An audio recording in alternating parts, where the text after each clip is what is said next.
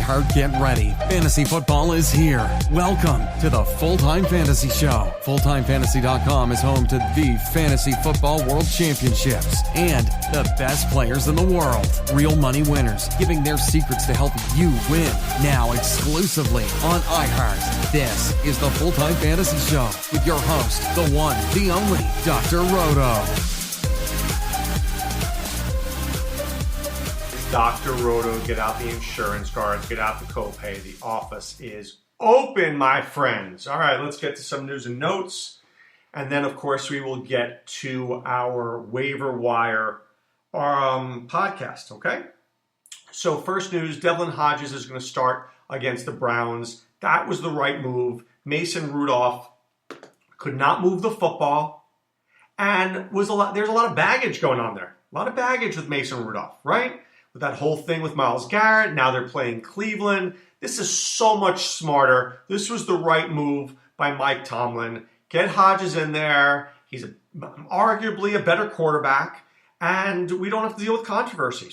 And then you don't have to deal with the announcer. Oh, Rudolph back there, how's it going to be? This way we just avoid all that, right? Smart move. That's why he went to William & Mary. Okay. So take a listen to this note. And then understand that there is going to be some sort of ripple effect, okay? Elijah McGuire worked out for the Chiefs. He used to be the running back for the Jets. So let's just start here by saying something. That must mean Damian Williams and or LaShawn McCoy are not healthy. Why would you need to bring in Elijah McGuire if you had Darrell Williams, Damian Williams, and LaShawn McCoy? Something's up. Something's up. All I'm telling you is the following. If Darrell Williams is out there, get him. Get him now. You're going to wish you did. Because I have a feeling this guy is going to be the real deal before the end of the season. All right, Jakeem Grant has a high ankle sprain.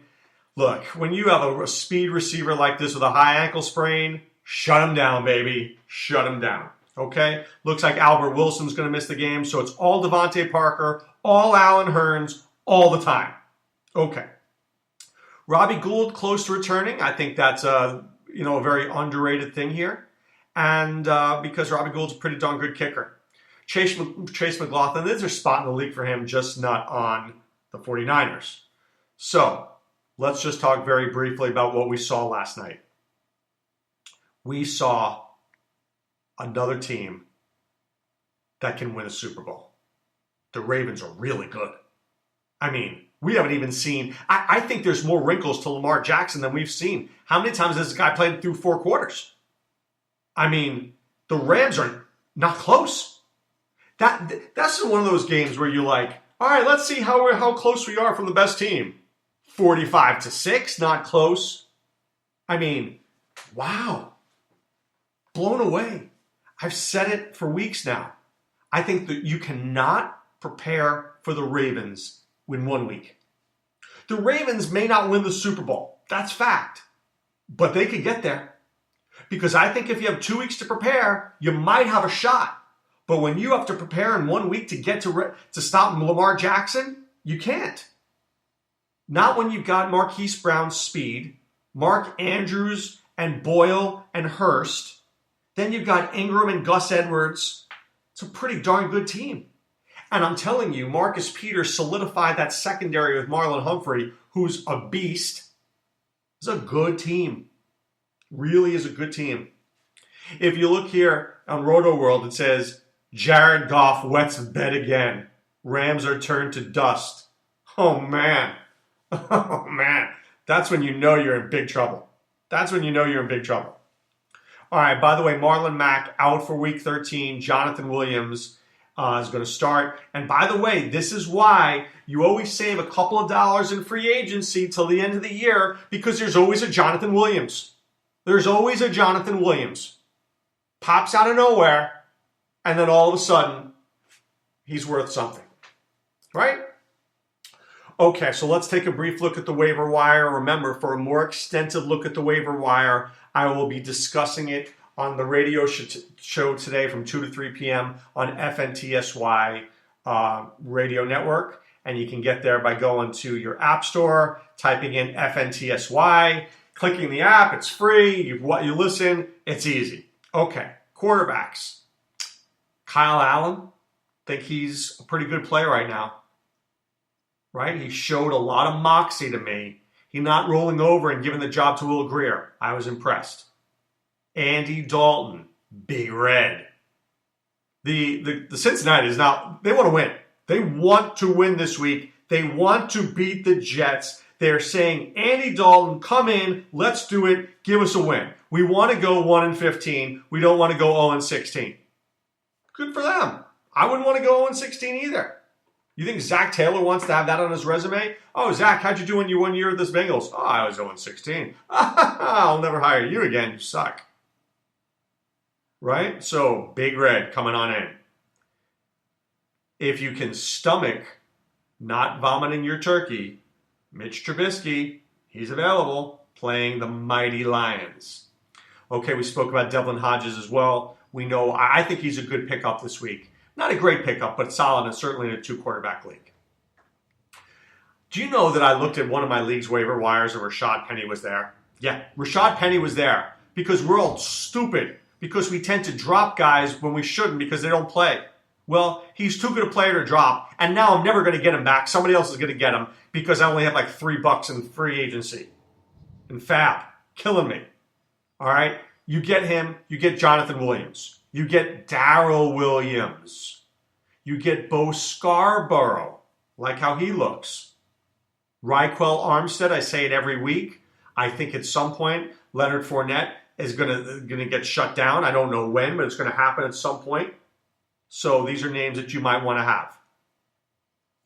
At wide receiver, Cole Beasley, a little revenge narrative against his former team. How about A.J. Brown? Is he out there? He's very inconsistent, but when he's good, he's really good. Maybe people are frustrated with Mike Williams. Maybe there's a 2% chance he's available in your league. Just take a look. Maybe he is, maybe he isn't. I don't know. I know that Hunter Renfrow is injured, so be careful. We may have to cut him. Just watch closely.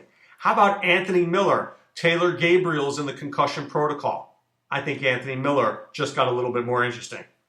Corey Davis, too, a little more interesting to me. Tennessee's going to have to throw more. Teams are absolutely going to try to stop Derrick Henry. So I think that means more for Corey Davis and more for A.J. Brown. And finally, at tight end, Eric Ebron, season-ending injured reserve. Jack Doyle, if he's out there in your league, you got to go get him. David Njoku, they get to play the Cardinals in a couple weeks. Giddy up. Giddy up on that one. Mike Gesicki, especially if Jakeem Grant and Albert Wilson are out, Gesicki is going to step in. He's legit. I still am not sold that Cameron Brate is not the starter. I think he might be. I do. I think he might be. I know that O.J. Howard had 1 whole reception this week and Cameron Brate had 0, but I don't know. Something tells me that Cameron Brate might end up getting that job. Now, look. This is important, what I'm going to tell you. I mentioned this last week. If it's repetitive, I'm sorry. I'm not trying to be repetitive. I'm just trying to bring home this point. If you cut a guy in a high-stakes league, you can't get him back. So be careful who you cut. Okay? That's issue number 1. Remember, if you cut a guy this week, you're not going to be able to get him back. So be careful. Issue number 2. Now, I want to think about this. Do you need a second kicker? Do you need a second defense? Do you need multiple quarterbacks? So let's break it down. You need more than one quarterback. It's very risky if you go with one quarterback. Chad Schrader did it last year. He was right. I think he cut Deshaun Watson in the league and picked up Damian Williams. You can do that if you have 150 teams like Chad does. But I'm telling you, 1 year, I had literally no quarterback. I had Carson Wentz, who got injured. Then I had Deshaun Kaiser, who lost his job. And in weeks 15 and 16, I literally play with no quarterback. I think I came in second that year. Crazy, right? Came in second in the online championship with no quarterback. But here's what I would tell you to do. At the very least, get the backup to your quarterback. So if you had Mason Rudolph, get Devlin Hodges. Cover yourself, but don't leave yourself with nothing. We can't afford nothing. You will lose. Do you need 2 defenses? I don't think so. I think you just need 1 because defenses don't get injured. Players get injured, but whole defenses don't get injured. You might need a second kicker. Maybe. Now let's weigh our options. What if Joey Sly gets cut? What if Joey Sly gets injured? Can you afford to have a big 0? Maybe, but you might want to stash a second kicker. Now, here's what I might do. Look at your roster. I would roster a second kicker if I had like 8 receivers and you know you're not going to play one guy. So if I'm holding, give me a guy. Okay, Taylor Gabriel. Taylor Gabriel, good player. Good player, right? But he's in concussion protocol. So I ask myself, do I hold Taylor Gabriel or do I cut him for a backup kicker? I don't know. That's a tough one. I might hold on to Taylor Gabriel thinking that when he comes back, he'll start. Right? So he's probably too good.